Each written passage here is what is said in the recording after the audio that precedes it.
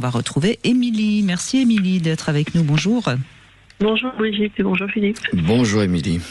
Alors, vous avez envie de vous engager, mais quand même de rester chez vous. Donc, vous voulez être célicouple, comme on dit. Bon, c'est la première fois que j'entends cette expression, mais oui, bah voilà, c'est bien ça. Parce que, en fait, j'ai déjà eu des relations sérieuses et avec mon partenaire, mes partenaires ont parlé de s'installer ensemble plus tard. Et puis, ces relations ont pris fin alors qu'on parlait de s'aimer toute sa vie. Donc voilà, finalement, je me dis, j'aime bien mon chez moi actuellement et j'ai envie d'y rester et j'ai pas envie qu'il soit gâché par quelque chose. Donc finalement, je suis bien chez moi et j'aimerais bien fréquenter quelqu'un qui est bien chez lui aussi. Et voilà, que ça n'empêche pas que ça puisse être une belle histoire. J'entends quand même, vous voyez, Émilie, et c'est ce qu'on entend beaucoup chez la génération Z, c'est qu'en fait, on prend un peu d'engagement, mais on garde quand même ses arrières. Hein.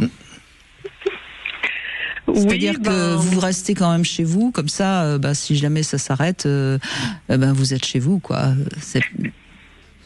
Oui, ça va être de la séparation, voilà.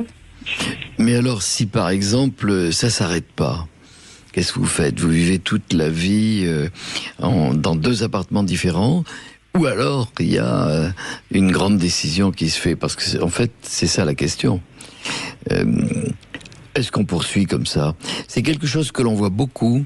Moi, je vois plutôt des couples de longue durée qui sont issus d'une ou 2 séparations. Ils sont plutôt plus âgés que vous. Ils ont plutôt 45, 50 ans. Et à ce moment-là, ils disent, il n'y a pas de doute, on est en couple. Mais on a 2 appartements différents. On va se rencontrer au plus avec les codes qu'ils veulent. Hein. Ça peut être un couple ouvert, un couple fermé. Mais vous voyez, qu'est-ce qui se passe si par exemple vous allez trouver l'âme idéale et que vous allez choisir quoi? C'est une bonne question. Je suppose que je testerai déjà la relation à chacun chez soi ou chacune chez soi. Et il n'est pas impossible que l'envie me prenne de vivre avec cette personne. Mais voilà, je pense que c'est la peur aussi, oui, qui me fait dire finalement chacun chez soi, parce que par rapport à mes amours passés, voilà. Je suis venu à cette conclusion. C'est ça, il y a quand même le fait de... vous avez peut-être eu des relations ou des arrêts de relations qui ont été un peu traumatiques. Oui, voilà, oui, je pense à mon premier amour et mon deuxième amour, alors que je pensais que j'allais les aimer toute ma vie, et voilà, finalement, ça n'a pas été le cas de mon côté, ou alors ça n'a pas été le cas du côté de mon partenaire. Et ça a duré combien de temps, ces 2 relations? Mon premier amour, ça a duré 3 mois, j'avais 15 ans, et mon deuxième amour, ça a duré 3 ans, et j'avais 18 ans. Quand ça a commencé. Bah oui, mais vous étiez très jeune. Enfin, je veux dire, 3 mois à 15 ans, on peut pas appeler ça une vraie histoire. Bon, ça n'enlève rien à l'intensité peut-être des sentiments que vous avez eus. Hein, c'est pas ce que je veux dire. Mais à 15 ans, c'est assez rare que l'histoire puisse vraiment se durer sur le long terme. Et ensuite, 3 ans, ça reste quand même une histoire assez courte à ces âges-là. C'est assez fréquent. Je crois que pour l'instant, faut pas tenir compte trop de ce passif amoureux, si je puis dire, qui n'a pas abouti. Je pense que vous pouvez peut-être plus tard rencontrer quelqu'un qui va être un peu plus sûr, si je puis dire. Il faut croire que ce passé m'envahit, parce que maintenant, quand je rencontre des gens qui me plaisent, ils sont pas disponibles. Quand je rencontre un homme qui me plaît, il est marié, ou si c'est une femme qui me plaît, elle est hétéro. Donc voilà, visiblement, je suis attirée par les gens qui ne sont pas disponibles, et j'aurais aimé avoir un éclairage là-dessus pour en sortir. Oui, alors ça, c'est peut-être aussi à vous de comprendre, parce que moi, je le répète, j'en suis de plus en plus persuadée, nos choix amoureux, ils sont dictés par notre inconscient et ils parlent de nous. C'est-à-dire qu'on choisit pas par hasard, c'est pas par hasard que vous avez eu ce passif amoureux. Donc, qu'est-ce qui vous empêche de trouver la bonne personne avec qui ça pourrait coller? C'est à vous d'y travailler. C'est un petit peu différent presque, Brigitte, ce que nous dit Émilie.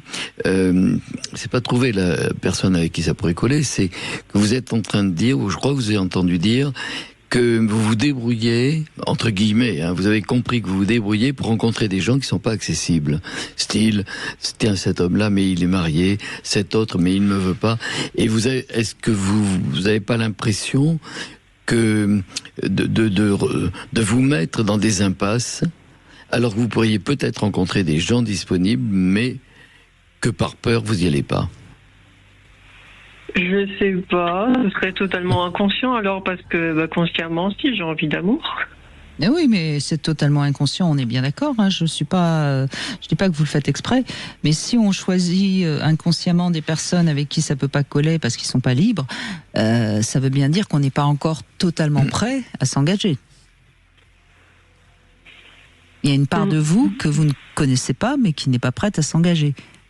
Et c'est ça qui, parfois, permet de faire avancer quand on va en thérapie, parce qu'à ce moment-là, on découvre quels sont nos vrais désirs. Pour l'instant, vous avez l'impression d'avoir le désir de vous engager. C'est pas si sûr que ça. Par principe, on les connaît pas, nos vrais désirs. Ah bon?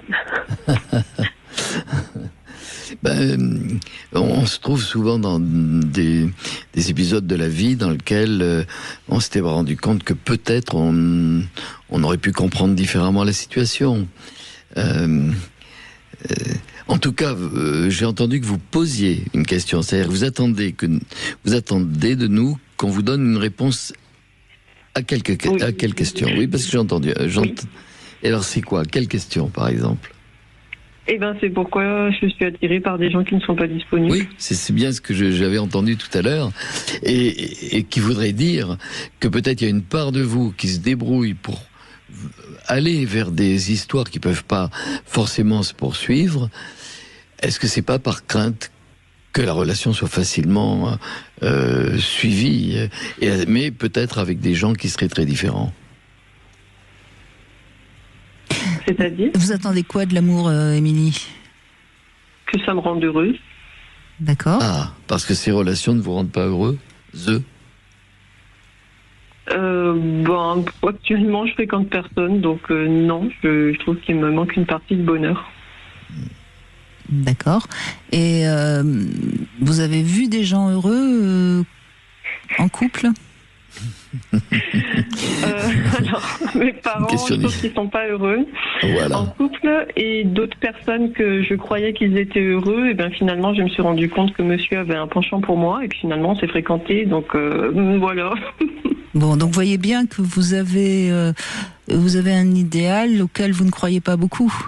Ah, oui, c'est possible. Vous voyez, oui, moi j'entends vos réponses, j'en déduis que votre idéal, vous y croyez pas vous-même. Alors comment vous pouvez rencontrer quelqu'un qui va vous rendre heureuse? C'est-à-dire que vous avez des modèles du couple qui sont pas ce que vous désirez. Parce que vous dites bien, j'ai envie d'être heureuse, c'est-à-dire dans un couple dans lequel chacun serait heureux, j'imagine, qui serait réciproque. Et vous dites, mes parents sont pas heureux, des gens proches non plus. Vous avez peut-être pas, et c'est pas facile parce que les modèles que l'on a nous modèlent. C'est-à-dire nous amène à avoir du mal à concevoir les choses différemment. On le voit, il y a certaines personnes qui ont eu des parents tellement heureux qu'ils ont du mal aussi à trouver quelque chose qui soit aussi heureux. C'est compliqué. Nous sommes en permanence à la recherche de ce que nous connaissons. Et là, en tout cas, pour vous, vous êtes bien embêté, parce que le modèle parental, c'est pas ce que vous désirez. En tout cas, je crois qu'il faut un petit peu réfléchir, Émilie, sur vos désirs. Je crois qu'il y a du boulot. Merci en tout cas. Merci d'avoir pris le temps d'échanger avec nous.